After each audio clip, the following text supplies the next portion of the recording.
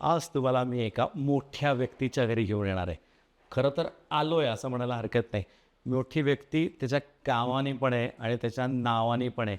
काम तर खूप मोठं केलं आहे, पण पहिले नाव पाहूया काय आहे. दिसतंय? काय नाव आहे?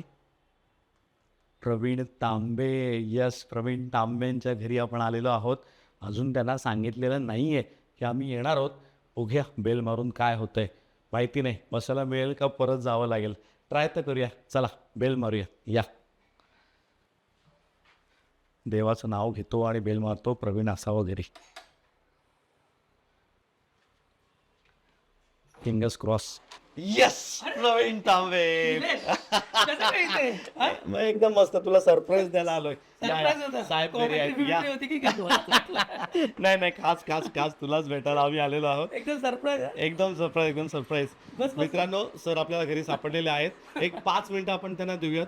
त्यांना माईक बिक लावतो आणि असे गेलो असे येतो. भेटूयात 5 मिनिटात. But the story that I like to tell is he played 20 years of cricket in the Maidans in Mumbai.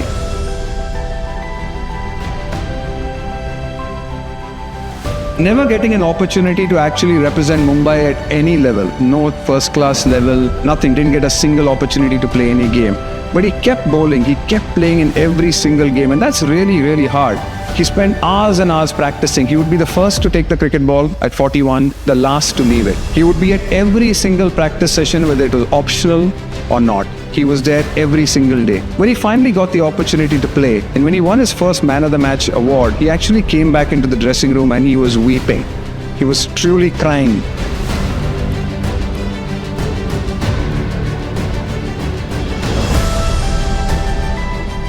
प्रत्येक प्लेअर घडतो तो स्वतःच्या हिमतीवर केलेल्या मेहनतीने आणि प्रामाणिक परिश्रमांमुळे. ह्याच व्हॅल्यू जपत रानडे रिअल्टर्स गेले 135 वर्ष बांधकाम क्षेत्रातील आपला प्रवास यशस्वीपणे पुढे नेत आहेत.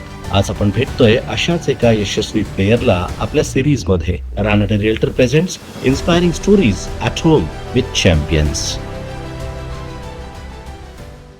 थँक्यू. एवढा तू पटकन तयार झालास आमच्याकरता. Sorry, very sorry. Surprise होतं पण. 2-3 दिवस मी तुला फोन करतो, मी येतो येतो येतो सांगतोय, पण आज मुहूर्त लागला आणि सर्वात महत्त्वाचं म्हणजे तू सापडलास घरी. तर पुन्हा एकदा थँक्यू व्हेरी मच. तुझा वेळ दिलेला आहेस. सर्वात पहिला आम्हाला घरी येऊ दिलंस त्याबद्दल खूप मोठे सगळ्यांसाठी आभार. ओपन आहे घर असं काही नाही. लक्षात आहे ना? ऐका, सगळ्यांसाठी घर ओपन आहे करत. मी ॲड्रेस देतो तुम्हाला. येस, आज तुझ्याशी खास गप्पा मारायच्यात. सुरुवात करायची मला तुझ्या 2013 या मोठ्या वर्षापासून. म्हणजे तुझ्याकरता ग्रँड इयर होतं ना ते. फार अगदी तुझं नशीब बदलून टाकणारं ते वर्ष होतं. 2013ला मध्ये तू IPL सिलेक्ट झालास, पण त्याच्यात थोडं मागं मला तुला न्यायचं आहे. अशी परिस्थिती एक होती की तू आता म्हटलं क्रिकेट ओके, माझं संपलेलं आहे, आता मी काही खेळणार नाही आहे, मी हातात बॉल पकडणार नाही, बॉल पकडला तर मुलांना शिकवायला पकडीन. म्हणजे कोच म्हणून तुझ्या भूमिकेत तू जाणार होतास.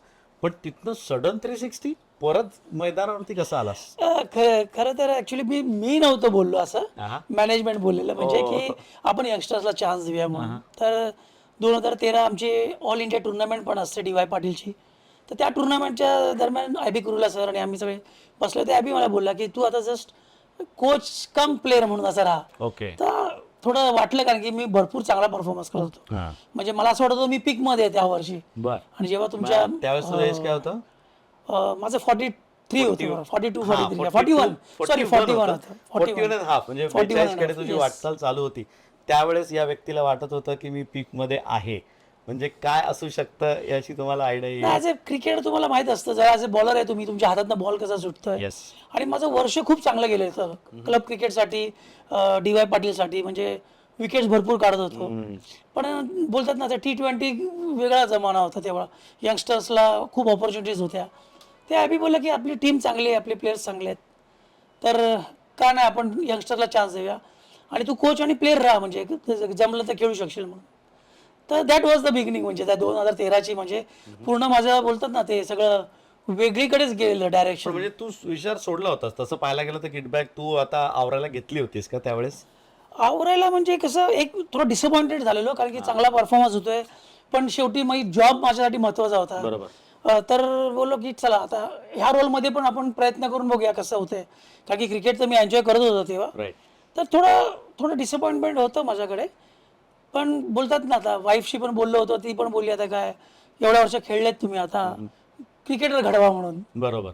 तर तेच कन्व्हर्सेशन होतं दोघांचं आमचं. येस. पण मग घडलं काय असं अचानक मला म्हणजे तूच सांगावं खरं. Let's here it from horses mouth की कोण इंज्युअर्ड झालं, मग ते कोणाच्या जागी तू आलास आणि तिथे काय दंगा केलास?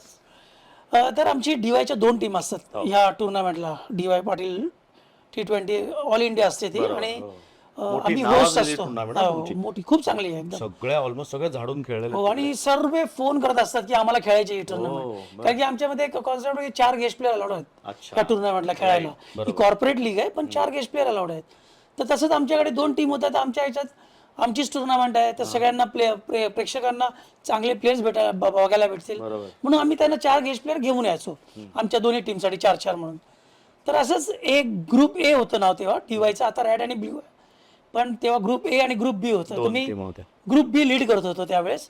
पण जसं ॲबी बोलल्यामुळे की आपण यंगस्टरला चान्स देऊया तर ग्रुप बी मध्ये मी ॲज ए कोच कम प्लेअर म्हणून होतो की जर जमलं तर. पण गरज चान्सेस वाटली तर. नव्हती. गरज वाटली तर सगळ्यांना माहिती आहे राहुल शर्मा आहे त्यावेळेस खूप चांगला इंडिया खेळत होता, येस.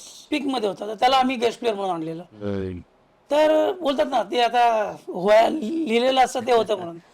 तर ही टुर्नामेंट एवढी मोठी आहे ना की सगळे आपल्या आपल्या टीमसाठी 4 गेस्ट प्लेअर आणतात. त्यात आम्ही आणले, सगळे आणले आणि सगळं झालं. टुर्नामेंट चालू झाली. पहिल्याच मॅचला राहुल शर्माला काहीतरी नेकला इंजरी झाली वाटतं हो. आणि तो बोलला की मी नाही खेळू शकत पुढच्या टुर्नामेंट. तो गेस्ट प्लेअर होता. गेस्ट प्लेअर होता आमच्याकडे तो. प्लस आमच्याकडे आता कोणी प्लेअर पण नव्हते कारण सगळे इथे ना तिथे खेळत होते. 2 टीम बनले होत्या. दोन्ही टीम मध्ये प्लेयर्स पण खेळले होते आणि इथे आमच्याकडे स्पिनर्स कमी होते. बरोबर. तर ते बोलत ना ऑपॉर्च्युनिटी आता लिहिलेलं असतं देवाने. तर ॲबी बोलला नाही आता तुला खेळायला लागेल, मी ते स्पिनरच नाही. आणि तशी माझी ती जर्नी चालू झाली ऍक्च्युअली टू बी ऑनेस्ट. माझी 41 मध्ये तुला ती ज्या जर्नी दिवशी कळलं की उद्या मॅच खेळायची, काय आनंद किती होता की बाबा बास मला जे करायचं यासाठी थांबलो होतो ते मला करायला मिळतं. माझं आयुष्य मी क्रिकेटमध्येच दिलेलं नंतर पूर्ण मला. आणि ती एक ऑपॉर्च्युनिटी मी नेहमी आत्तापर्यंत पण मी ना कुठची पण गोष्ट भेटते ना ती ऑपॉर्च्युनिटी म्हणूनच मी घेतो आणि ती माझ्यासाठी खूप मोठी ऑपॉर्च्युनिटी. नाही मला करायचंय, मला काय नाही, मला खेळायचंय फक्त. आणि ही चांगली टुर्नामेंट आहे आणि मला या टुर्नामेंटमध्ये खेळायचंय. खूप खुश होतो. म्हणजे मला सांगता येत नाही. मला असं वाटत होतं तेव्हा की नाही माणूस एक हंबल राहिला ना की त्याला सगळं भेटतं. हे मी जाणलो होतं त्या दिवशी. कारण की कधी मनात कसे वाईट विचार नव्हते आले कोणाबद्दल काही. मला वाटतं तीच ऑपॉर्च्युनिटी माझ्याकडे चालून आली. गुड. पण पहिली मॅच 3 विकेट तिथे पण तेच बोलतात ना. आता बघा मी तुम्हाला जसं बोलत होतो माझ्या हातातनं बॉल चांगला सुटत होता आणि पहिलीच मॅचला ऑपॉर्च्युनिटी आली आणि मी बाहेरचे ग्राउंड म्हणजे DYला 2 ग्राउंड आहेत. एक स्टेडियम आहे आणि छोट्या ग्राउंडवर तुम्ही जर ॲज अ स्पिनर असेल आणि चांगले परफॉर्मन्स करताय बरोबर तर खूप मोठी अचिव्हमेंट आहे. ही मोठी गोष्ट आहे कारण छोट्या ग्राउंडवर 6 4 एक्झॅक्टली. आणि त्यात तू 3 विकेट तिथे काढले. हो आणि मॅच जिंकून दिली होती ती. त्या मॅचला 3, पुढच्या मॅचला 3. पण त्यावेळेस ऍक्च्युली तिथं पिक केलं तुला IPL साठी. तिथे कोण कोण आलं होतं मॅचेस पाहायला? या मॅचेस बघायला ना सगळेच फ्रँचायझी येतात. सगळ्याच म्हणजे जवळजवळ IPL चे सगळेच फ्रँचायझी असतात. बरं. ड्रेस रिहर्सल काय हो सगळे येतात बघायला. आणि मला वाटतं तेव्हा RR कडनं मॉन्टी देसाई, जुबिन बरोचा हे होते बघायला तिथे त्यांनी.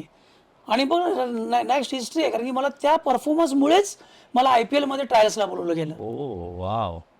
बर. मग तिथनं खरं तिथे तू पिक झालास, तिथे बघितलं गेलं. Yes. त्यानंतर ट्रायल्स. पण ट्रायल्स मध्ये तू उभंच नाही राहू दे. राहुल द्रविड सुद्धा याच्याविषयी खूप भरभरून बोलतात की बाबा.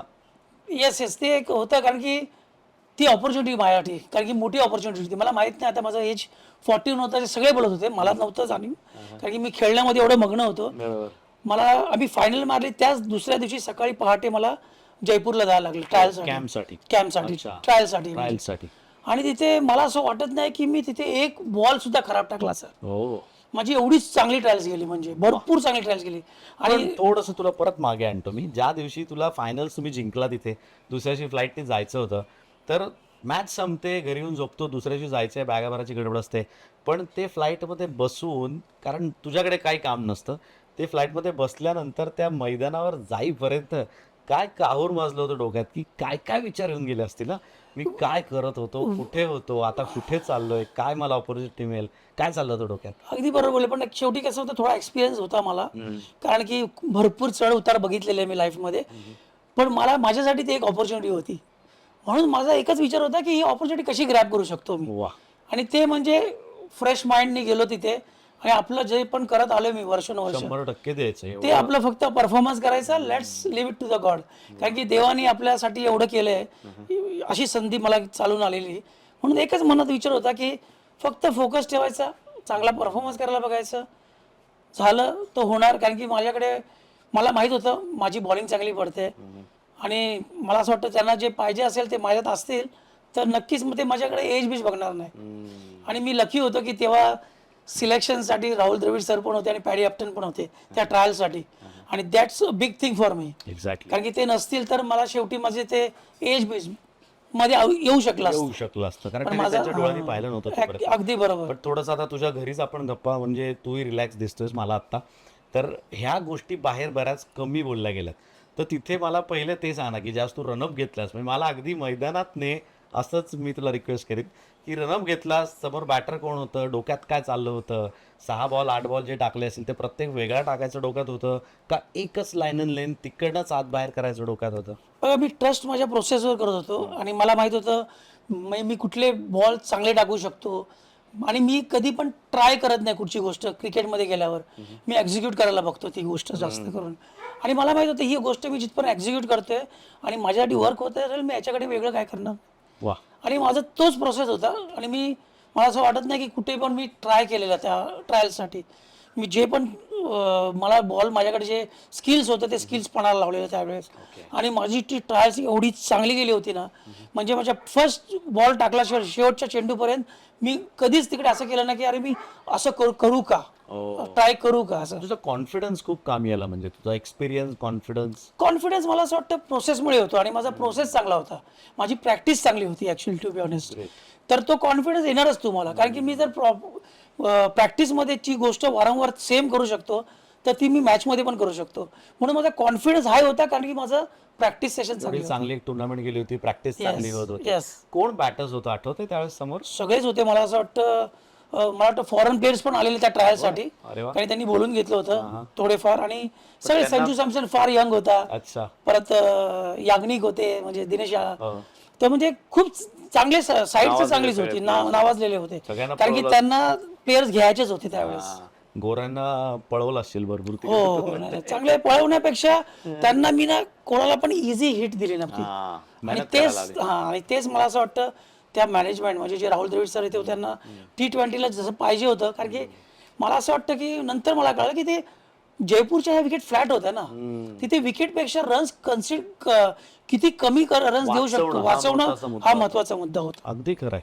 राईटली सेड की बाबा जिथे आता स्पिनर्स म्हटलं की रन्स तर जाणार आहेत, पण किती जातात ह्याच्यावरती पण मला वाटतं राहुल द्रविडांनी त्यावेळेस ते गणित मांडलं असणार आहे की बाबा जर 4 ओव्हर माझा स्पिनर टाकतोय तर 24 बॉलमध्ये तो किती कमी देऊ शकतोय, 50च्या पुढे जाणार नाही, 30च्या आत राहील. तर ते मला वाटतं तू त्या परीक्षेत पास झाला होतास तेव्हा. हो, झालं होतं. कारण की त्यांच्याकडे स्पिनर तर चांगले होतेच, त्यांना फक्त बॅकअप स्पिनर पाहिजे होते.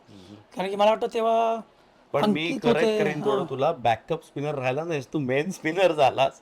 पहिल्या मॅच पासूनच तू तिथे ज्यावेळेस तू गेला तर पहिली मॅच रात्री फोन आला असेल की उद्या खेळतोयस, त्यावेळेस काय, किंवा त्याच्या थोडा अगोदर जाऊयात, ज्यावेळेस रूममध्ये एंटर झाला, रूममध्ये राहायला मिळालं तुला, तिथे गेल्यानंतर एक किट येतं की हा तुमचा जर्सी. तो जर्सी पाहून मनात काय आलं? स्वप्न वाटत होतं मला, टू बी ऑनेस्ट स्वप्न वाटत होतं. कारण की मी विचार नव्हता केला की फळ एवढं पण चांगलं भेटू शकतं म्हणून. कोणाला जर त्या इच्छेने ज्या प्रेमा, म्हणजे क्रिकेट हे मी फक्त पॅशन म्हणून खेळलोय. मी खूप पॅशन होतं, म्हणजे काय हासिल होईल असं नाहीये. कारण की माझ्या रक्तातच आहे क्रिकेट असं मी बोलू शकतो. आणि त्याचं फळ भेटू शकतं हे मला जाणवलेलं त्यावेळेस. म्हणून मी स्वप्नात होतं असं वाटत होतं. कारण की ती किट ह्यांना सगळ्यांना, आपल्या राहुल द्रविड सरांना, यांना मी एक आयडल मानत होतो. त्यांच्याबरोबर मी बोलतोय, त्यांच्याबरोबर प्रॅक्टिस सेशन्समध्ये असतोय, ते ड्रीम होतं माझ्यासाठी खरं म्हणजे.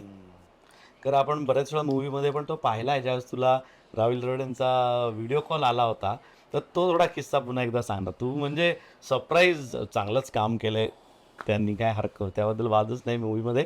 पण तू त्यावेळेस खरं तिथे होतास, तुला माहिती होतं फोन येणार आहे, अभि बोलून घेणार आहे ऑफिसमध्ये, असं काही काहीच नव्हती, कल्पना नव्हती माझी. कारण की ट्रायल्स चांगली गेली होती. पण ट्रायल्स चांगली गेली होती आणि ट्रायल्स करून परत मुंबईत त्याला ऑफिस रुटीन चालू झालं जसं ओके कम्प्लीट. आणि तेच एकदा कॉल येतो असा, आणि की त्यांनी मला सिलेक्ट केलंय म्हणून.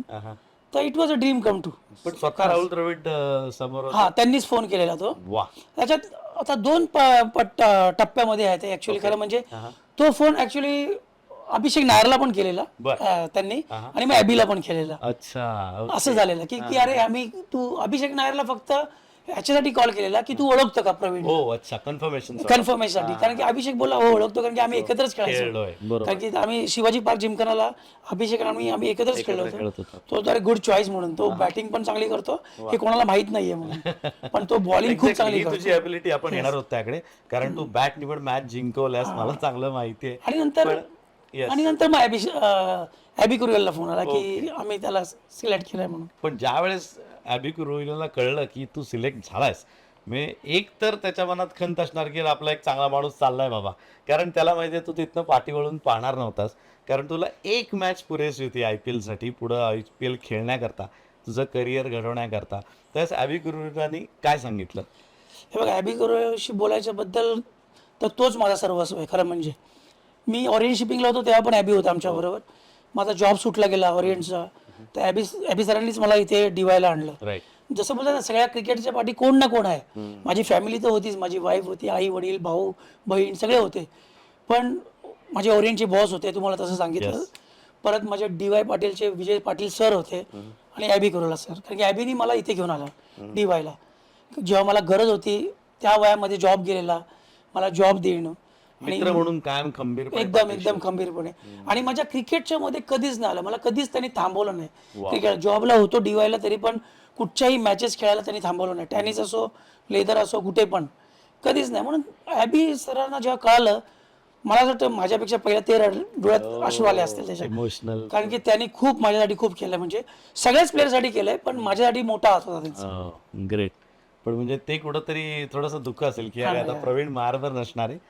नाही, पण त्यांना माहित होतं की बघा, मी अजूनपर्यंत एवढा हॉनेस्ट राहिलो सगळ्यांबरोबर. ओरिएंट बरोबर जेव्हा काम करत होतो त्या ओरिएंट शिपिंगसाठी हॉनेस्ट राहिलेलो, आणि ॲबीला माहित होतं की जरी माझ्याकडनं हा गेला की IPL ते खेळायला लागला, तरी पण DY साठी हा 100% पूर्ण असणार म्हणून. वा, ग्रेट. खरं असे मित्र हवेत. मला माहिती आहे तुझी बायको तुझ्या अगदी खंबीरपणे पाठीशी. दुसऱ्या ॲबी कुरियलला हे नाव तू आयुष्यात विचारणार नाही असं मला तरी वाटतंय. येऊयात आता त्या मोठ्या हॅट्रिककडे. पहिला मनीष पांडे, त्याच्यानंतर युसुफ पठाण आणि रायन, तिघांची तू जी काय हजेरी घेतली होतीस त्या दिवशी फक्त, पण मोठी पार्टनरशिप म्हणजे चांगली झाली. ते Manish Pandey was in good touch, असं वाटत नव्हतं की तो आऊट होईल, पण त्यावेळेस काय तुझ्या डोक्यात आलं? म्हणजे मनीषला आऊट करायच्या मागे तू असं प्लॅन काही केलं होतंस की यस मी याचा वीक पॉईंट आहे, इथे मी याला खोलू शकतो? नाही, एक गोष्ट नेहमी माझ्या याच्यात असते जेव्हा मॅच खेळतो तेव्हा, की मॅच सोडायची नाही कधीच. लास्ट रन झाला किंवा लास्ट विकेट पडला, ती पण मॅच संपलेली नसते. राईट. हे मला पुरे माहित होतं, आणि ती मॅच ना 1 साइड जिंकत होते ते लोक. अगदीच खरं म्हणजे खरं. तर बोलतात ना, ते एक ओव्हर किंवा एक बॉल मॅच पलटू शकतो. मला वाटतं माझ्या ओव्हरच्या आधी शेन वॉटसनने ती ओव्हर टाकली होती, हो, आणि त्याच्या लास्ट 2 बॉल त्यांनी 2 विकेट काढले होते, काढला होता. आणि तिथे मॅच आलेली. म्हणजे त्याचे काय 190 चेस करताना त्याचे 110 फॉर नो लॉस होते, आणि मग 2 विकेट गेले, आणि मॅच 1 साइड चालली होती. पण त्या 2 विकेटनी एवढा स्पार्क मिळालेला.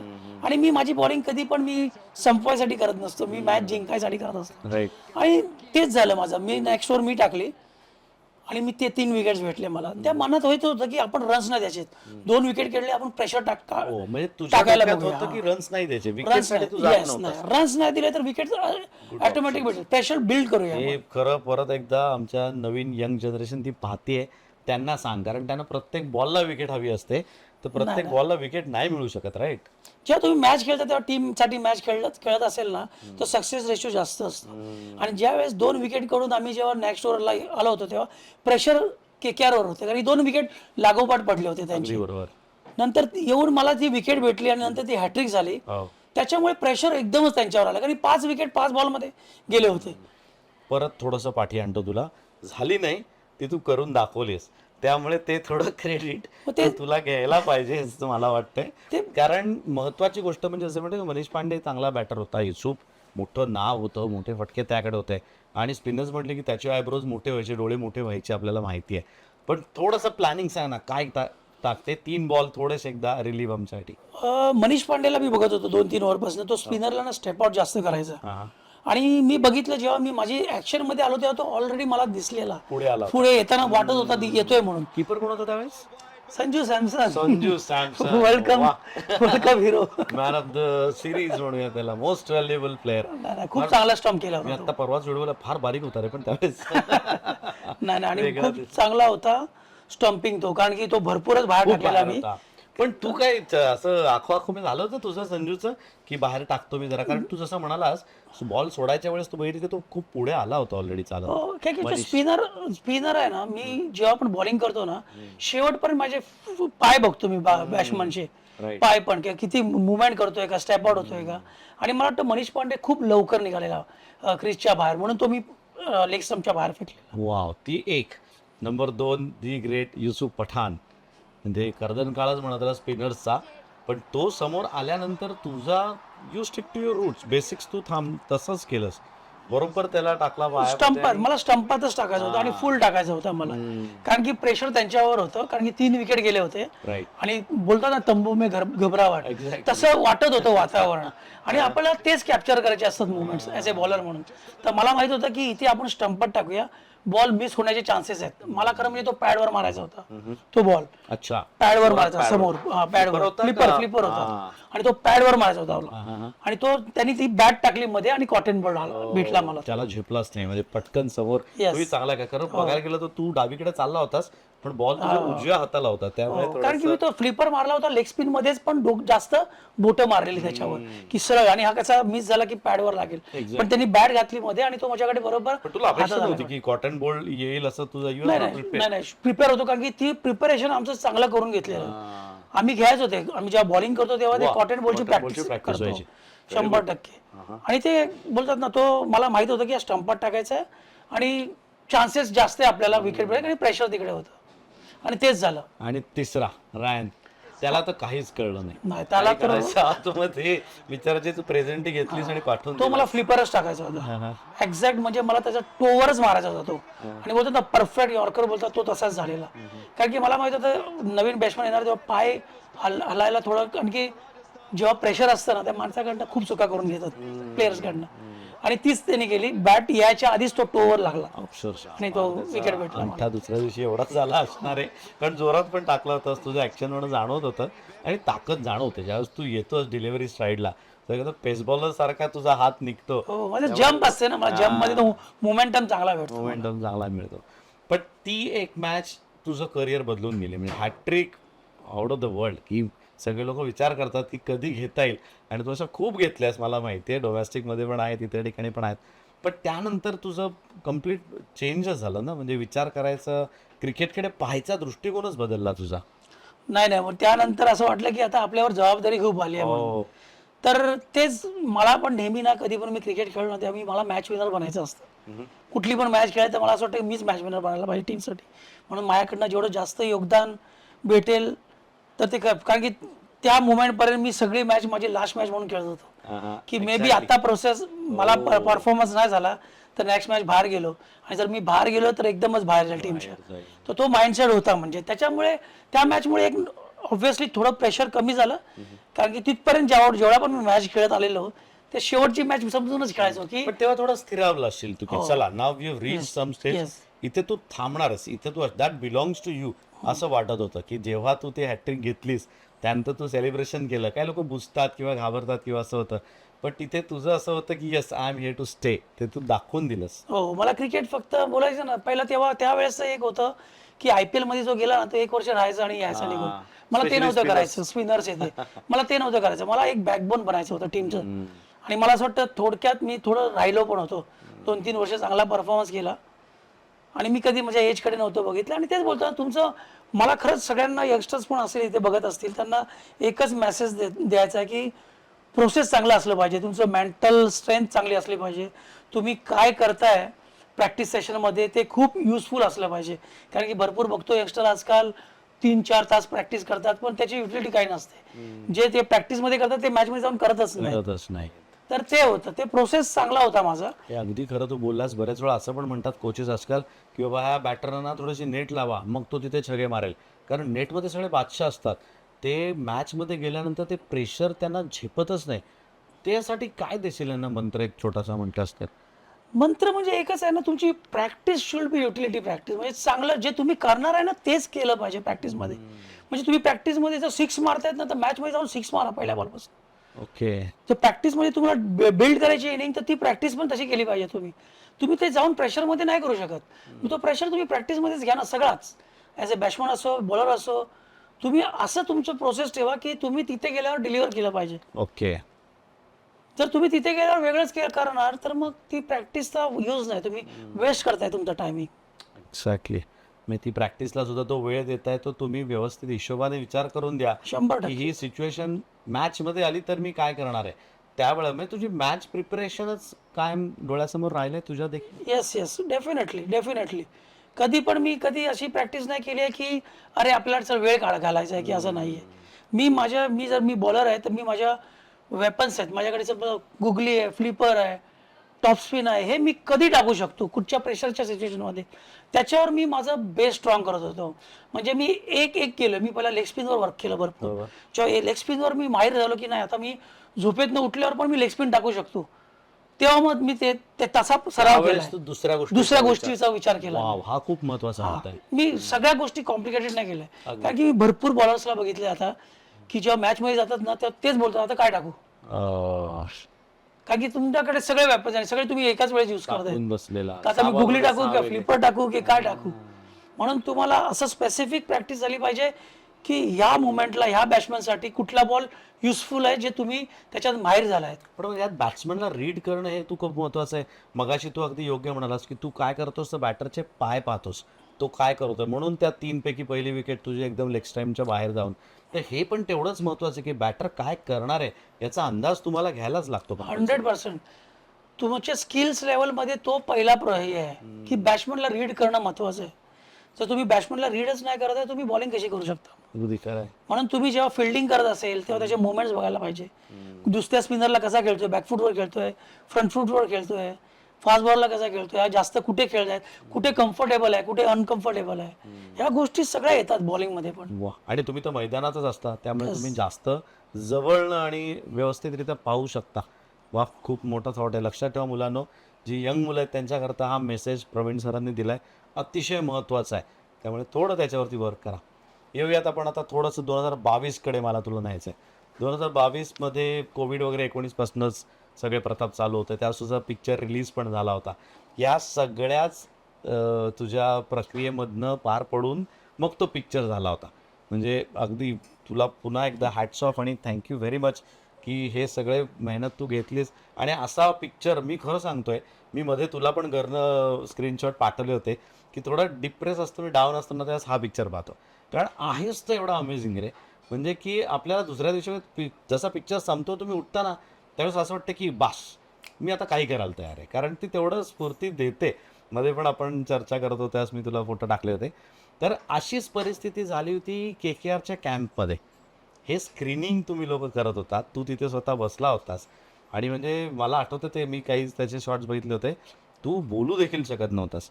म्हणजे खरं पिक्चर झाला होता रिलीज, त्यानंतर सगळी चर्चा झाली होती, पण तो परत पाहताना तुझ्या संघ सहकाऱ्यांबरोबर, तुझ्या टीममेट्स बरोबर तू एक वेगळा रिस्पेक्ट अर्न केला होतास नाही का त्या दिवशी? 100%. कारण की मी ह्या पिक्चरसाठी रेडी झालो होतो ना, तर ह्या मेसेजसाठीच रेडी झालो होतो. तुम्ही आता जो बोललाय तो की तो पिक्चर बघून कोणी पण गिव्हअप नाही करणार. एक्झॅक्टली. कारण की माझ्यासाठी तेच महत्वाचं होतं आणि तेच मला त्या प्रोड्युसरने सांगितलं होतं. कारण की प्रवीण, हा तुझा पिक्चर म्हणून बनवायसाठी आम्हाला काय यायचं नाहीये. मला पाहिजे की ते इन्स्पायर झाले पाहिजे हा पिक्चर बघून. आणि त्याचा कार्यक्रमाचं जे नाव आहे तेच इन्स्पायरिंग स्टोरीज, त्याचा अगदी तंतोतंत अगदी बरोबर तपखल बसतं ते. कारण की मला त्याने तेच बोलले की बघ, मला पिक्चर बनवायच्यात, मी भरपूर पिक्चर बनवू शकलो असतो, पण मला तुझ्यावर बनवायचं कारण की तुझी स्टोरी वेगळी आहे. कारण की तू एक नॉर्मल सामान्य माणसं, सामान्य फॅमिलीमधनं आणणार आहे, पण तू कधी गिव्हअप नाही केला आणि 41 मध्ये तू डेब्यू केला. तर हे आम्हाला मेसेज द्यायचा आहे. कारण की मी नाहीच बोललो होतो 2-3 वर्ष, ते मागे लागले होते. हो, मी नव्हतो, नाहीच बोललो होतो त्यांना. पण ते मला बोलले, बिलीव्ह करते, तू माझ्यावर विश्वास ठेवत असेल तर तू प्लीज रेडी हो या पिक्चरसाठी. तुम्ही काम फार छान केलंय. पण तेच म्हणायला पाहिजे की त्याला काम करण्यासाठी तुझ्याकडे ती स्टोरी होती, ते तीच महत्वाची होते. पण इव्हन आपण पुन्हा एकदा स्क्रीनिंगकडे, तू सगळ्यांच्या मध्ये बसलायस, तिथे पाहतोयस, ती मुलं अक्षरशः रडतायत, बऱ्याच लोकांच्या डोळ्यात तिथे अश्रू आहेत. आणि तुला काहीतरी बोलायला सांगितलं पण तूही बोलू शकत नव्हता. ती मुवमेंट काय, ते इमोशन काय होती? खूप इमोशनल मुवमेंट होता माझ्याकडे, कारण की मला ती स्क्रीनिंग करायला फॅमिली बरोबर नव्हतो मी त्या मूवीची, कारण की तो रिलीज झाला तेव्हा आम्ही पॅन्डेमिक मध्ये होतो, आम्हाला बबल मध्ये होतो म्हणून जायला नव्हतं भेटत बाहेर. आणि मग ते माझ्या प्रोड्युसर यांनी सांगितलं नाही, डोंट वरी, आपण स्क्रीनिंग तुझ्या इथे करूया, म्हणजे हॉटेलवर करूया. आणि मला वाटतं ते ग्रँड मराठा तिथे ती स्क्रीनिंग झाली होती.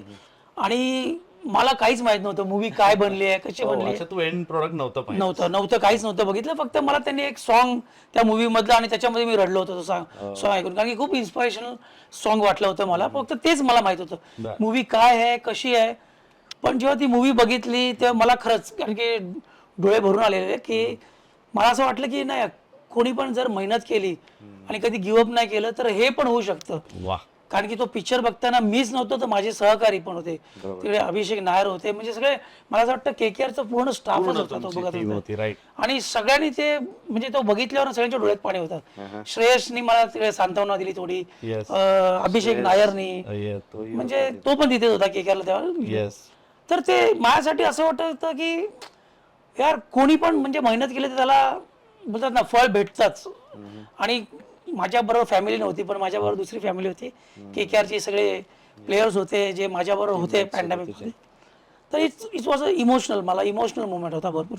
आउटस्टँडिंगच काम त्याच्यामध्ये झालं होतं. म्हणजे ॲक्च्युली तसं पाहायला गेलं तर पिक्चर लक्षात राहतो त्यामध्ये काम करतात त्या ॲक्टरमुळे, ॲक्ट्रेसेसमुळे, पण इथे त्यांच्यामुळे तर लक्षात राहिलंच, पण ती स्टोरीज एवढी तुझी भारी होती ना, त्यामुळे खरंच अमेझिंग. म्हणजे परत मी सांगेन, ज्यांनी बघितलं नाही तरी जा पहा. कोण प्रवीण तांबे हे इथे आमच्यासमोर बसलेले आहेत, पण ते काय करते, त्यांनी कसं केलंय ते तुम्हाला तिथे आणखी डिटेलमध्ये पाहायला मिळेल. परत येऊया थोडंसं क्रिकेटकडे आता. ग्लेन मॅक्सवेल एक वादळ आहे, वादळ. म्हणजे ते कधी कुठेही त्याच्या मनात आलं ते येऊ शकतं. आपण वर्ल्ड कपमध्ये काही वर्षापूर्वी पाहिलं होतं, एकट्याने मॅच 100 केला, मॅच संपलेली मॅच तो स्वतः इंजुर्ड असताना त्यांनी परत खेचून आणली होती. तो तुझ्यासमोर येणार होता आणि तू टीम मिटिंगमध्ये म्हणा किंवा टीम हडलमध्ये सांगितलं ही जबाबदारी माझी आहे, ग्लेन मॅक्सवेल तू हँडल करणार. तो काय किस्सा होता? बघा, सगळे स्ट्रॅटेजीज सगळे बनवत असतात सगळ्या टीममध्ये. अशाच मीटिंगमध्ये एक विषय चालला होता की तो असा करू शकतो. तर मी बोललो की मी टेनिस भरपूर खेळलोय आणि तिथे रिव्हर्स बिव्हर्स मारतात त्याच तो रिव्हर्स तेव्हा ग्लेन मॅक्सवेल हा रिव्हर्स एकदम प्रॉपर मारायचा, एकदम परफेक्ट छगी मारायचा म्हणजे जास्तच. तर मी तेव्हा असंच मीटिंगमध्ये बोललो होतो, कारण की बघा एवढा एक्सपिरियन्स नव्हता सगळ्या महारथीमध्ये खेळायचा, पण एक बोलतात ना, मी क्रिकेट असं खेळलोय की नाही मला परफॉर्मन्स करायचा आहे. तर एकदम मी बोललो की नाही मी टाकू शकतो याला बॉलिंग. तू स्वतःहूनच बोललेलो मी की नाही मी टाकू शकतो, मला माहिती. सगळे होते, सगळे म्हणजे टीम मिटिंगच होती की मी असं टाकणार यांना बॉलिंग. तो आला तर मी तिकडे फुल टाकणार, कारण की फुल रिव्हर्स मारायचा चान्सेस कमी असतात विकेटचे. तर अशा काही काही छोट्या छोट्या गोष्टी आहेत की मी नवीन असताना सुद्धा मी शेअर करू शकलो टीम ड्रेसिंग रूम मध्ये. म्हणजे तो उलट सुलट तो मारत होतास, तू त्याला चांगलं उलट सुलट उत्तर दिलंस तिथे. चांगली बॉलिंग केली होती, मला विकेट नसेल भेटला पण मी त्याला, मला 6 ते मारून नव्हते, शांत ठेवला होता. एक्झॅक्टली. म्हणजे परत राहुल द्रविडांचं बेसिक जे होतं, मला असा स्पिनर पाहिजे जो विकेट घेईल पण त्याने कमी रन्स देईल. आणि तुझा तोच विचार होता की रन्स मला द्यायचे नाहीत, मला विकेट मिळणार. म्हणजे हा तुझा गुरुमंत्र म्हणूयात की रन्स वाचवा, विकेट मिळवा. 100%. आता पण मला तोच गुरुमंत्र आहे की तुम्ही जेवढं तुम्ही रन्स वाचवायला जाईल ना तर बॅट्समॅन मिस्टेक करेल, म्हणून तुम्ही तुमच्या प्लॅन मधनं भरकटू नका. पण तू एक चांगला शब्द वापरलास की रन्स वाचवायला जाल. आता आजकाल आपण दोघं कॉमेंट्री बरेच वेळा करतो, तर तुझ्या तोंडातनं बरेच वेळा तो वाचायची बॉलिंग करतोय. तर वाचायची बॉलिंग म्हणजे काय, आउटसाइड ऑफ स्टंप थोडं लांब ठेवा, दूर दूर ठेवा, म्हणजे बॅटला बॉलचा तिथे संपर्कच नाही व्हायला पाहिजे. मग ते वाचणं वेगळं आणि हे वाचणं वेगळं आहे. बघा तुमची स्किल लेवल तिथे ते कामाला येते. अरे माझी स्किल लेवल होती, मी ना हात खोलून नाही द्यायचो. मी नेहमी कॉमेंट्री मध्ये पण बोलतो, कारण T20 क्रिकेट एकदम वेगळं आहे. जिथे तुम्ही तुमची बॅट स्विंग करायला दिली बॅट्समॅनला तर तो 6 किंवा 4च जातो. पण तुम्ही जर तुमच्याकडे जी स्किल आहेत की त्याला ती बॅट स्विंग करायला नाही देणार तर तुम्ही त्यांना अडवू शकतात. आणि ते माझंच होतं. आणि मला वाटलं मी ह्याच्यामध्ये जर मी प्रयत्न केले तर हे काहीतरी मिस्टेक करतील आणि विकेट भेटेल. बरोबर. त्यामुळे त्यांच्याकडनं काहीतरी मिस्टेक्स व्हावं याच्याच करता तू कायम वाट पाहत असतस.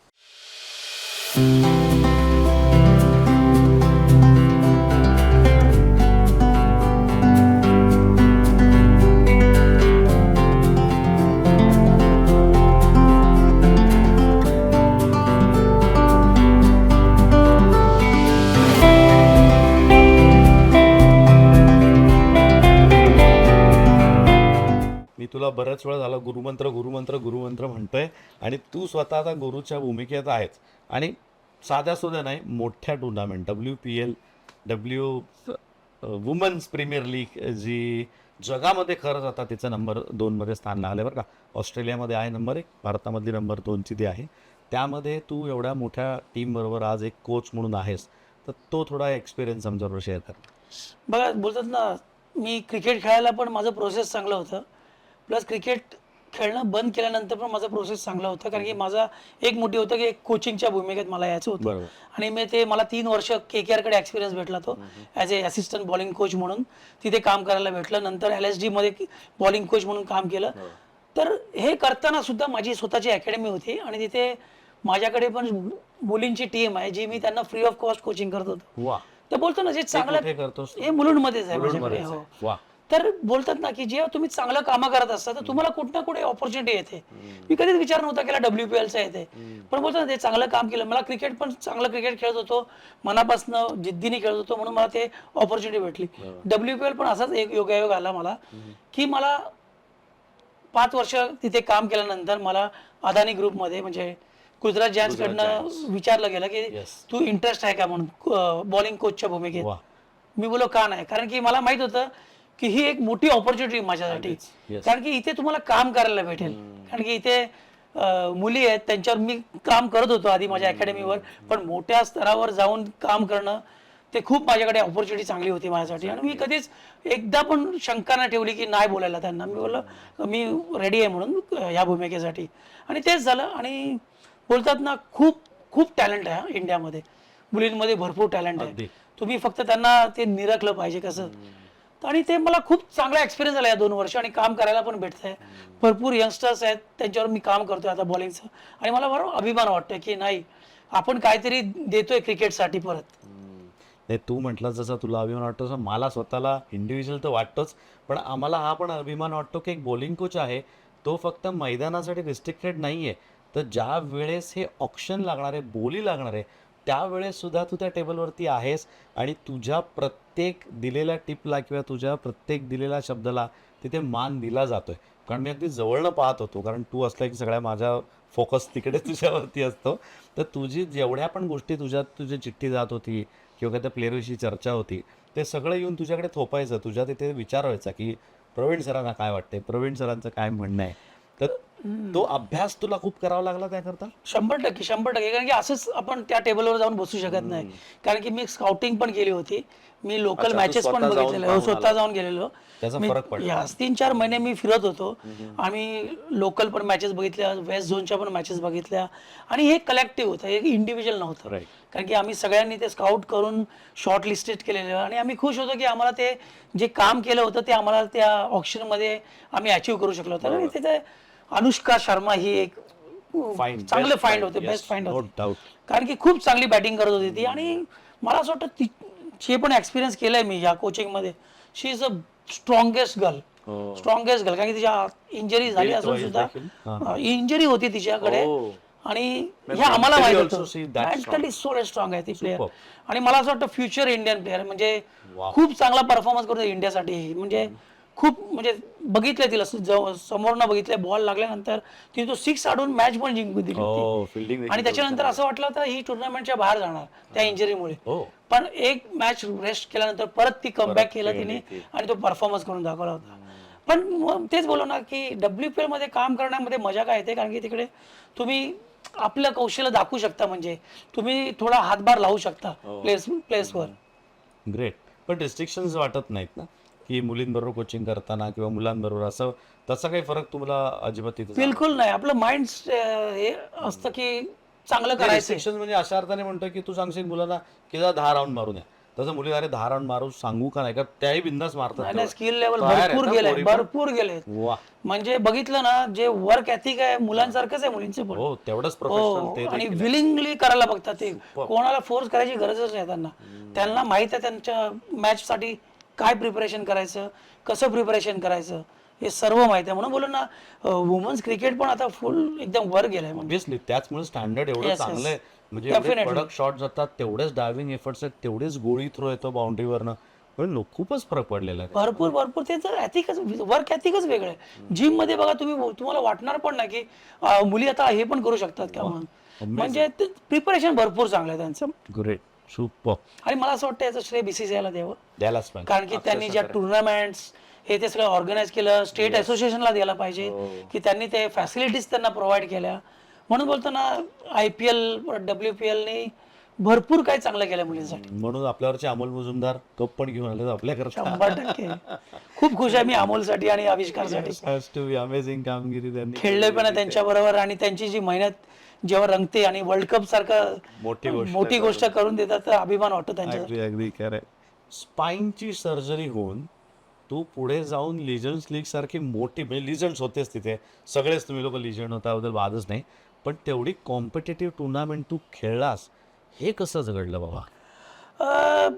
शेवटी मी तेच बोलू शकतो की प्रेम क्रिकेट पायी आणि विल पॉवर. इंजरीज स्पोर्ट्समॅनच्या लाईफमध्ये असतातच सगळ्या. मला असं वाटतं स्पोर्ट्समॅनला कळते कुठच्या इंजरीवर कसं करायचं, पण ही जी सर्जरी होती ती माझ्यासाठी खूप मोठी होती. म्हणजे मला असं वाटतं माझ्या क्रिकेटिंग कॅरियरमध्ये कधीच अशी सर्जरी झाली नव्हती. माझं स्पिन झालेली 9 आणि माझा फुट ड्रॉप झाला होता. ओ, 2 पायात अंतर आलं होतं. नाही ना, फुट ड्रॉप म्हणजे कसं तुमचं पूर्ण ते फंक्शनच बंद होतं. इथनं 9 बंदच होऊन जातं फंक्शन करायचं लेफ्टला.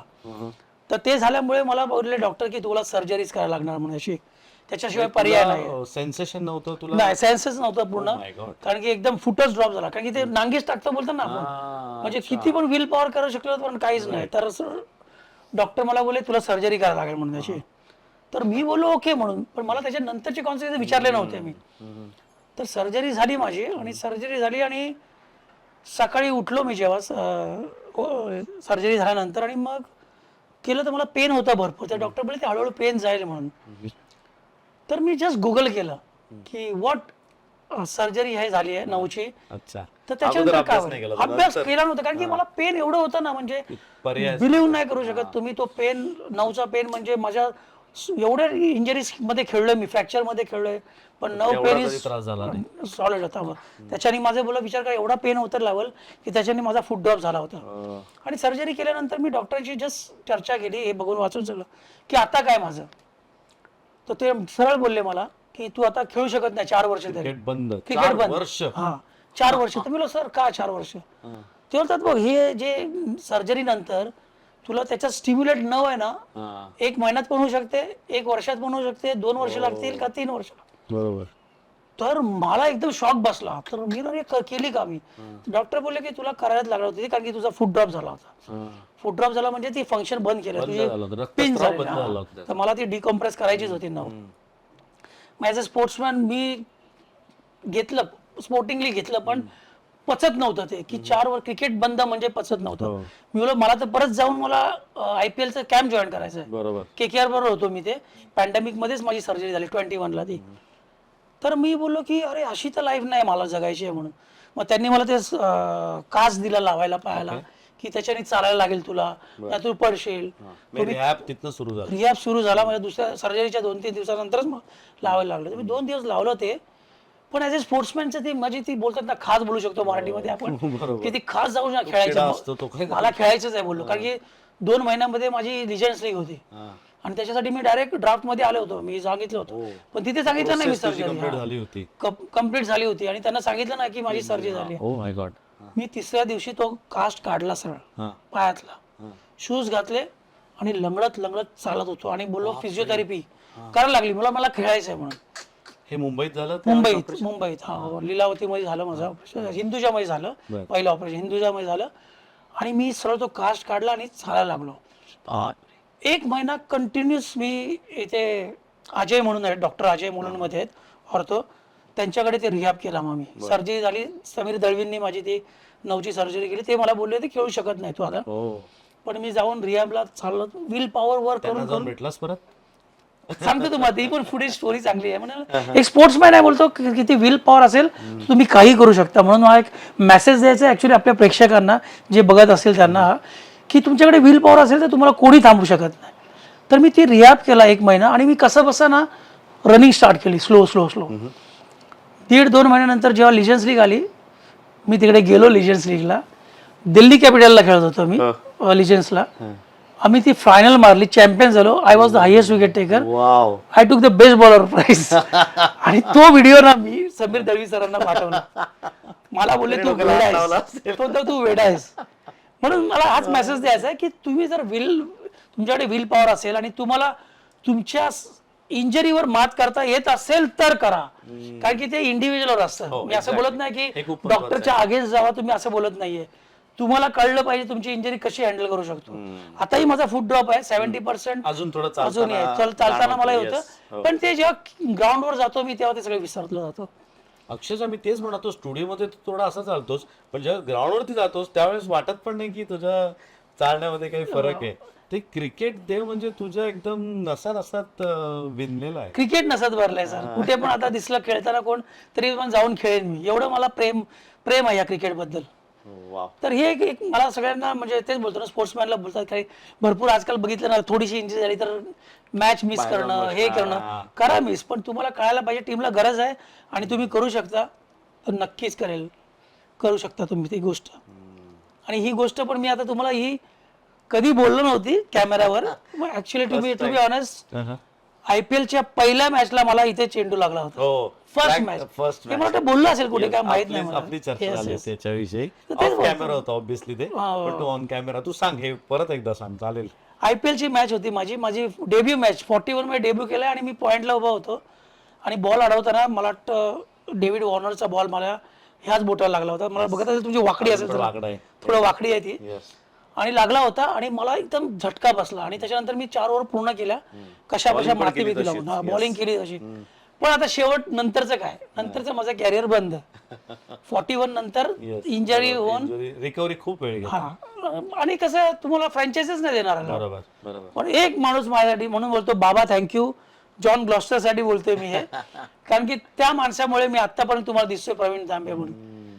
तो मला बोलला की तू विल पॉवर तुझ्यात आहे, तू खेळू शकतोस, टीमला नुकसान न होता. हे त्याचे शब्द आहेत. एक्झॅक्टली. कॉम्प्रोमाइज नाही करायचं माझ्या टीमसाठी. कारण की RR साठी जॉन ग्लॉस्टर वॉज बिग सर्वस्व होतं. त्यांचे हे शब्द माझ्या कानात होते की तू 110% पण करत असेल ना तर मी तुला हेल्प करेल या इंजरीसाठी. गुड. आणि त्यांनी तेच केलं आणि त्याच्यानंतर मी परफॉर्मन्स पण केला. वाव. म्हणून बोलतात ना, ते इंजरीज हे आपल्यासाठी असतात की करू शकतो की नाही हे प्लेअरला माहित असतं. म्हणून काही मॅचेस जर तुम्ही खेळू शकता त्याच्यामध्ये तर खेळा. वा, ग्रेट. पुन्हा एकदा हॅट्स ऑफ आहे तुला. मला वाटतं आपण असं म्हटलं तर एक 8-10 दिवस आपले जातील तुझ्या स्टोरीज ऐकत असलं आपण. पण आता जरा असं आपण तुमच्या गृह खात्याला आपण बोलवणार आहोत, त्यामुळे वहिनींबरोबर पण थोड्याशा गप्पा मारूयात.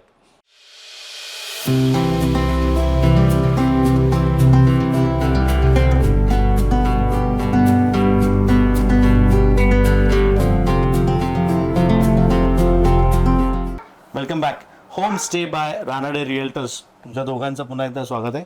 तुम्ही पाहताय फ्रेममध्ये वहिनी पण आलेले आहेत. त्यामुळे आता आपली टीम आहे, आपली टीम विरुद्ध तिकडं. ते काय असेल तर आज मला सांगा, आपलं सगळं अप्रूव्ह करून घेऊ. काय काय करायचंय म्हणजे मी कोणाला सांगणार नाही, हळूच सांगा मला काय काय करायचं, काय काय अप्रूव्ह करून घ्यायचंय. फिरायचं सगळं जग. बस सगळं जग सगळीकडे एकत्र फिरायचंय. बस एकत्र. याच्या खाली अंडरलाईन ते महत्वाचं आहे. त्यामुळे तुला वेळ द्यावा लागणार आहे, ते तेवढं लक्षात ठेव. खरं येऊया आपण या होम स्टोरीच्या सेक्शनकडे. एक असा कोपरा, दोघांनाही आम्हाला प्रश्न आहे, तुमच्यापासून आपण सुरुवात करूया. प्रवीणचं सगळं सांभाळून म्हणजे तुम्ही ऑब्व्हियसली एक पिलर म्हणून त्याच्या पाठीशी उभे आहात. एवढ्या इंजुरीतनं त्यांनी कमबॅक केला आहे. मला माहिती आहे घरच्यांची काय मदत लागते, कारण स्पाईन सर्जरीसारखी गोष्टी होऊन परत क्रिकेट खेळणं खूप मोठी गोष्ट. मी एक क्रिकेटर म्हणून मी सांगू शकतो. पण हे सगळे व्याप सांभाळून पोरगं पोरगी त्यांचं करून सगळे मार्गी लागलेत. अशी घरात एक तुमची खास म्हणून कुठली जागा असते की ही दिस इज माय कोझी कॉर्नर, ही माझी जागा आहे, हा काउच जिथे तुम्ही बसला. मी परफेक्ट येऊन स्वतःची जागा घेतली. आमचा मी टाइम चहा आणि इथे बसून चहा त्यांचा फेवरेट आहे. मला आवडत नाही पण तो आमचा टाइम आहे, तो आम्ही स्पेंड करतो चांगला. बघितलं ना कॉम्प्रोमाइज काय चाललंय. लक्षात ठेव. आता तुला महत्वाचं काय, परत फिरायला जायचंय, जगभर फिरायचंय, महत्वाची गोष्ट आहे. तुझं काय एखादा घरातला कोझी कॉर्नर म्हटलं तर? टू बी ऑनेस्ट, आम्ही दोघं एकत्र असेल तर हाच आमचा कॉर्नर आहे. इथेच संध्याकाळची चहा, कारण की बिझी शेड्यूलमध्ये तो जो वेळ भेटतो आम्हाला दोघांना तो आम्ही जास्त स्पेंड करायला बघतो या इथेच. एक चहाचा कप असेल तिच्याकडे आणि आम्ही बोलायला जेवढा वेळ भेटतो आम्हाला तेवढा पुरेसा असतो म्हणून तुम्ही हा किती corner असा आहे. सहजतेने इथे आपापली जागा घेतलेली आहे ना, म्हणजे वहिनीला म्हटलं या तर त्या बरोबर इथेच बसल्यात, तू तिथेच बसलाय तुझ्या फ्रेमच्या खाली. अशा जागा भरपूर हा. आहेत भरपूर आहेत, पण आमच्या दोघांचा जर टाइम असेल तर हा खूप चांगला आहे. वा सुपर. हा एक कोझी कॉर्नर, मी कॉर्नर त्याचा आहे. परफेक्ट. मला मी आल्यापासून घर पाहतोय आणि सारखं त्याला सांगतो की अरे मस्त आहे, ते मस्त आहे, ते मस्त आहे, पण तो कायम सगळं श्रेय तुम्हालाच देतोय. त्यामुळे डोंट वरी, थोडं फार तो तुम्हाला श्रेय देतोय, हे मी त्याचा एक मी एक्सपिरियन्स करतोय ते. पण इंटिरियरमध्ये आपण पाहतोय भरपूर तुम्ही गोष्टी केलेल्या आहेत. साहेबांनी काय मदत केली त्यात? तो होता, चालू होतं सगळं त्यावेळेस, त्याचे त्यांची inputs? मदत म्हणजे फक्त मला कुठे थांबवलं नाही. तुला काय सजवायचं तू, हा फ्री. परफेक्ट. ते पण गरजेचं आहे ना. हो. काय वाटतंय? आणि तिला इंटिरियर डिझायनर पण दिला ना आम्ही. मीर कोटक म्हणून माझा स्टुडंट होता ओ ओके. आणि इज अ व्हेरी गुड, मला तरी वाटतं छान खूप डिझाईन चांगलं आहे. केलं त्यांनी. गुड. नाही खूपच छान केलं, म्हणजे फ्रेम्स वगैरे मला आवडतं. आपण बाकीचं घर पण दाखवणारच आहोत सगळ्यांना, ते अमेझिंगरित्या तुम्ही केलेलंच आहे. चॅम्पियनच्या चॅम्पचं सुद्धा तुम्ही बघताय इथे येऊन साहेबांचं आगमन झालेलं आहे, त्यांचं पण स्वागत आहे. नाही इंटरेस्ट नाही त्याला, तो येऊन जाऊन असेल. आपण आपले प्रश्न सुरू करूयात. Champ right, champ champ. मस्त नाव आहे, छान आहे. येऊयात परत आपण तुमच्या प्रश्नांकडे. घरातनं तुम्ही मला कोझी कॉर्नर सांगितलं, चहा का कॉफी याचं पण उत्तर तुम्ही देऊन टाकलं. माझे काय प्रश्न मिळाले होते का अगोदर तुम्हाला? कारण मला काय प्रश्न विचारायला मोका देत नाही तुम्ही. महत्वाचा प्रश्न, घरातला टीव्हीचा रिमोट कोणाकडे असतो? हा चक्क, कारण मॅचच चालू असेल मॅच सारखी. चालू असते. मग जर समजा प्रवीण घरात नसेल तर मग कोणाकडे असतो? पोरांकडे असतो का नाही, टीव्ही तुमच्याकडे? बंद असतो. मला सिरियल्स मध्ये काही इंटरेस्ट नाहीये. वाव, लकी आहेस तू, किती तुला समजतंय. म्हणजे हा नसला तर टीव्ही साधारण घरामधला बंद असतो. हो. अमेझिंग. स्पोर्ट्स चॅनल चालू असतात इथे जास्त. मी Okay. असेल तर येऊन स्पोर्ट्स बघणार. बाकी ते ऍड हे बाकीच्या गोष्टी काय फालतू वायफळ गोष्टी बघण्यामध्ये इंटरेस्ट अजिबात नसतो का? आणि निम्मा वेळ तर मला वाटतं चॅम मध्ये देखील जात असेल. हो. त्याची गडबड, त्याच्या सगळ्या गोष्टी करताना. येस, आता मला विचारायचं दोघांना पण तुम्हाला की प्रवास जर करायचा असेल राजूचे राईटले की फिरायचं जगभर, तर मग हा असा आहे की मी मदतीला येतो, म्हणजे जागा ठरवूया की तुम्ही ठरवा कुठं जायचं तेवढं मला फक्त हो, सांगा? आम्ही ठरवायचं ते येणार बघ. अच्छा, हो. तशा टाईपचं आहे का त्याचं? मग त्याला काही त्याच्यामध्ये इंटरेस्ट नसतो की ते बसा आदल्या दिवशी ठरवा? नाही, तेवढा वेळच नाही ना, मग आम्ही तेवढा वेळ ठरवतो, नाहीये. ते येतात आमच्या पण वेळ असला तर तुला करायला आवडेल? 100%. मी ऍक्च्युली मी हेच करत आलोय की मला जेव्हा पण वेळ असेल हा. तेव्हा मी ह्यांना द्यायला बघतो, जो पण वेळ असेल माझ्याकडे. कारण की त्यांनी माझ्यासाठी भरपूर केलंय. तर माझ्याकडे हेच आहे की मी माझा जेवढा वेळ असेल त्यांना देऊ शकतो. तिसरा प्रश्नाकडे येऊयात. घरातला परफेक्ट दिवस, घरातला म्हणतोय मी, कसा असतो तुमच्यापासून सुरू करा, मग तुझ्याकडे पण येणार आहे. त्यामुळे घरातला तुला थोडा कदाचित विचार करावा लागेल, म्हणून नंतर येतोय, कारण ग्राउंड मधला तो फटाफट सांगेल आपल्याला. त्यामुळे घरातला तुम्ही मला सांगा, तुमचा परफेक्ट दिवस कसा असतो घरातला? म्हणजे जी रुटीन आहे ना रुटीन मग परफेक्ट म्हणूया आता आपण, ओके. की हे असं असं घडलं तर मला छान वाटतं बाबा. सकाळी तर सगळे आपले म्हणजे कामावर जातात. मुलगी कॉलेजला, मुलगा कामाला. हे पण आपल्या DY पाटीलला वगैरे किंवा मॅच असेल, बरोबर. डिपेंड्स त्याच्यावरती. बाकी मग माझं रुटीन जे आहे घरी ते चालू पण राहतं. म्हणजे उठल्यानंतर एक छोटासा चहा कमी पिता आपण, तो प्यायला. ब्रेकफास्ट आमचा एकत्र असतो. ओके, तो झाला की मग चहा फॉर हा, यू त्याची- एंटायर डे हो, हो. सॉर्टेड. परत मग संध्याकाळी रात्रीचं जेवण आमचं एकत्र असतं. ओके, हे फिक्स आहे. ब्रेकफास्ट आणि डिनर हो, यू हो. मेक शुअर की तुम्ही एक साथ हो. एकत्र सगळे टेबलवरती बसून करता. हो. वा, छान, ग्रेट. Yes sir. माझा पण शेवटी जशी बोलली ती, जर DY ला गेलो सकाळी लवकर उठून किंवा सकाळी 7 वाजता अकॅडमी पण असते माझी. अकॅडमीवरून येऊन मग दोघं एकत्र ब्रेकफास्ट करतो. आणि जर मी DY ला असेल तर मग DY ला निघतो, नाहीतर माझा घरी माझा दिवस जातो चांगला. कारण की मग लाय डाऊन करायला आवडतं मला भरपूर. जुन्या मॅचेस? जुन्या मॅचेस नाही, लाय डाऊन करून जस्ट रिलॅक्सेशन आवडतं. कारण की मला तो सर्जरीपासून मला थोडा एक वेळ आहे की जेव्हा पण मी घरी असतो तर जास्त करून मी किती रिकवर जास्त होतो तो बघायला प्रयत्न करतो. कारण की मी बाहेर गेलो तर मला माहिती आहे फक्त चालणं, उठणं, बसणं असतंच. म्हणून माझा मी टाइम असतो घरी असल्यावर. जेव्हा आम्ही फक्त ब्रेकफास्टला असतो बाहेर, नाहीतर मी तिथे पडून असतो, जरा बॅकला रिलॅक्स रेस्ट करत असतो. रेस्ट करतो. गुड. आणि त्याच्यासाठी मला यांचा खूप हातभार लागतो. एक्झॅक्टली. हे सगळं बॅडवर येऊन भेटतं मला. हो, आय नो. Very good. ह्याला साधारण किती वर्ष ओळखताय तुम्ही आता? 27 इयर्स. 27 वर्ष. 27 वर्ष एक पासून सुरू केलं म्हणजे जिथनं आलं आज 27वं. गेल्या 26-27 म्हणजे मागच्या 2 वर्षात थोडा शांत झालाय असं वाटतंय का? अजून तोच प्रवीण तांबे, तीच एनर्जी, तोच एन्थुझियाझम बाकी आहे. सेम तेच आहे. सेम आहे, काही फरक Same, नाही. काहीच नाही. टाइम कॉम्प्लिमेंट द्यायला लागलो मी तुला काय असं काहीच नाही फरक. फरक नाहीये प्रवीण. टाइम पण अजूनही तेवढाच कमी हो, देतोय. हो, हो. नाही टाइम होतोय, ऍडजस्ट होतं, थोडा म्हणजे adjust जास्त मला भेटतोय आता टाइम. अच्छा, But 6 ते महिने तेच पकडूया, आहे, का म्हणजे एक काही वर्षभर फरक पकडूया? नाही. मागच्या 6 महिन्यात का वर्षभरात? वर्षभरात चांगला वेळ दिलाय. वा, म्हणजे इम्प्रुव्हमेंट आहे. हो. ते पॉइंट जमवतोय म्हणजे तू यू अर्निंग युअर. खेळ थांबवलाय ना फक्त. त्याच्यामुळे जास्त रेस्पॉन्सिबिलिटी दुसरी जास्त आली जरा डी वाय पाटीलची टीम्स बघायला लागतात ऍडमिनिस्ट्रेशन ऍडमिनिस्ट्रेशन भरपूर आहे. पण त्यामुळे जास्त वेळ देता येईल असं वाटतंय. देतात आता वेळ. पण कधी असं वाटलं का प्रवीण की मॅच खेळून आलाय आणि आले किट टाकलं, मला कोणी बोलू नका, मला झोपायचंय, असं हो, प्रवीण? बऱ्याचदा करतात असे, पण मग तो आमचा रोल आहे नंतरचा की त्यांना कसं रिलॅक्स करायचं. Great, very good. तुला अशा वेळेस काय वाटतं की तुला वाटतंय की नाही आता माझा दिवस संपलाय, मी संपलोय आज, त्यावेळेस मग घरचे येऊन त्रास देत नाहीत किंवा? नाही नाही, ते तर मला त्याच्यामुळेच तर मी इथपर्यंत आलोय, म्हणून त्यांच्या सपोर्टमुळेच आलोय मी. कारण की ते त्यांच्याकडनं घेऊ नाही शकत मी, कारण की कधी मला त्यांनी स्ट्रेस दिला नाहीये आल्यानंतर. त्यांना माहित आहे का मी जर मॅच खेळून आल्यानंतर मी जर फ्रेश तरी असेल ना, तरी पण मी त्यांना घेऊन जाऊ शकतो कुठे पण बाहेर. तर तो एक आम्ही बॅलन्स ठेवलाय लाईफमध्ये, आणि मला असं वाटतं तो प्रत्येक प्लेअरसाठी तो गरजेचा बॅलन्स आहे. वा, जे बॅलन्स करणं फॅमिली आणि स्पोर्ट्स हे बॅलन्स करता आलं पाहिजे. दोघांनाही प्रश्न आहे. पहिले मी तुम्हाला विचारतो, घरात जास्त शिस्तीचं कोण आहे? नाहीच. पण तुझ्याकडे यायलाच नव्हता हा प्रश्न, तुला विचारायलाच नाही. पण एक मला विचारायचं म्हणजे जसं 27 वर्ष तुम्ही हे दोघांना ओळखताय, तो 27 क्रिकेटच खेळतोय म्हणजे त्याचं तीच प्रायोरिटी आहे. ग्राउंड वरती आपण हर्डल करतो, टीम मिटिंग घेतो, असं करतो. घरात कधी यांनी टीम मिटिंग हर्डल घेतलाय का? ती असा योग आला नाही, पण कधी कधी द्यायला लागतो, थोडा पंच द्यायला लागतो थोडा. कारण की मुलांना द्यायला लागतं त्यांच्या फिटनेस बद्दल, त्यांच्या अभ्यासाबद्दल. वाईफला तर नाही, कारण की तिनेच मला सगळं पंच तिनेच दिले आतापर्यंत. त्यामुळे ट्रॅकवर आहे लाईन थोडी सगळे. ग्राउंडवर लीडर ते आहे, घरी मी आहे. कॅप्टन कोण आहे तरी ठरवून घेतलंय. ग्राउंड मधला कॅप्टन वेगळा, घरचा कॅप्टन वेगळा. 100%. पण असं वाटतं तुला की घरी वेगळा कॅप्टन आहे त्यामुळे तू जास्त रिलॅक्स होऊ शकतोस, तू थोडं कधी कधी असं वाटतं ना की कुठंतरी तो भार द्यावा आपण, तर इथे तुझ्या पाठी कोणतरी खंबीर उभं आहे, बरं वाटतं? येस, अगदी बरोबर बोला तुम्ही. कारण की बरं वाटते मला, कारण की ती आता फक्त घरचंच नाही तर माझी अकॅडमी पण आहे. अकॅडमीचा पण भार तिने सांभाळलाय, सगळ्यांना व्यवस्थित ठेवलंय, कोचेसची बरोबर इंट्रोडक्शन करते चांगलं.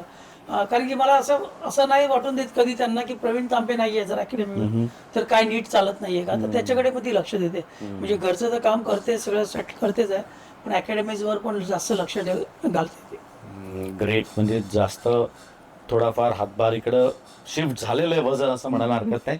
त्यामुळे हा प्रश्न म्हणून तुम्हाला जो विचारणार आहे, प्रवीणला जर एखादा सोशल इव्हेंट टाळायचा असेल तर तो काय कारण देतो? नाही, त्यांनी कधीच नाही टाळला असं कुठचा event. तसं करतच नाही तो. नाही. Praveen very good. म्हणजे ते बोलतात ना, आता कधी कुठली कमिटमेंट दिली ना तर त्याच्यावर माघार घेता येत नाही मला थोडी. तर ते एक शिस्त ठेवली आहे, ती सगळी वडिलांकडनं झाली. कारण वडील पण एक स्पोर्ट्समॅन होते, वडिलांना टायमिंगचा वडिलांसाठी खूप मोठा हे होतं, म्हणजे त्यांना सगळी गोष्ट वेळ झाली पाहिजे, ती थोडीशी मी घेतली आहे त्यांच्यातनं. कारण की ते एक हे होतं, म्हणून मला कुठले इव्हेंट्स जर मी कमिट केले तर मी त्याच्याकडनं माघार घेतला नाही अजूनपर्यंत. वा, सुपर. म्हणजे हो, जी गोष्टी जबाबदारी घेतली हो. ती 100% करून दाखवतो. तुमचं मी मान्य करताय. हो, करतात. आत्ताच आपल्यासमोर बोललाय की फिरायला घेऊन जाणार सगळीकडे एकत्र, तर आता ते मला वाटतं चांगला मान्य गुगली टाकला तुम्ही आता. ते करून घ्यायचं. हा, म्हणजे बोलून नसेल घ्या तर मला फोन तुम्ही करा, बोलून घ्या मला त्यांच्यावर. तुम्ही फोन करा, मी लगेच त्याला बॅग भरायला इथे घेऊन येतो, त्याची मदत करायला. चालेल. नाही, ग्रेट, मस्त. तुमच्या दोघांचं लाईफ छान चालू आहे, म्हणजे जसं पाहिजे, एक चाक बॅलन्स करण्याकरता जसं लागतं तसं. Very good, really so happy for you guys की एवढ्या मोठ्या सर्जरीतनं किंवा एवढ्या उशिरा क्रिकेटमध्ये पदार्पण करून, एवढा उशिरा डेब्यू करून. मी खरं सांगतो, मी पण स्वतः क्रिकेट खेळत होतो, मी सोडलंय तेव्हा त्यांनी चालू केलंय, त्यामुळे तो फरक मला जाणवतोय जास्त. आणि माझ्यासारखी खूप लोक असे असतील किंवा आम्ही जी लोक सगळी 50-60 दत्त आहोत, आमच्याकरता अजूनही तो आयडल नक्कीच आहे की हा अजूनही क्रिकेट खेळतो, अजूनही कोचिंग करतो, थोडंफार एकतरी राऊंड तरी आपण मैदानात मारूया, असं तरी अजून आम्हाला त्याच्याकडनं या गोष्टी मिळत आहेत. प्रवीण आणि वहिनी, तुमच्या दोघांकरता रानडे रिअल्टर्सकडनं आमच्याकडे एक छोटीशी भेट आहे. Thank you very much. Thank you. तुम्ही आम्हाला आज घरी बोलवलं आणि थोडा तुमचा कोझी टाईम आणि कोझी प्लेसमध्ये आम्हाला बसायला दिलं, त्याबद्दल खूप खूप धन्यवाद. Thank you very much. थँक्यू. मित्रांनो, असेच खूप सारे एपिसोड आम्ही तुमच्याकरता घेऊन येणार आहोत. इन्स्पायरिंग स्टोरी सीझन 2 आहे हा, लक्षात ठेवा. आपण एक सीझन मागच्या वर्षी केला होता, यावर्षी नवीन सीझन 2. हा एपिसोड आवडला का? आणि असे खूप सारे एपिसोड आम्ही तुमच्याकरता घेऊन येत आहे. भेटूयात पुढच्या वेळेस नवीन कोणाच्या तरी घरी. Till then, bye.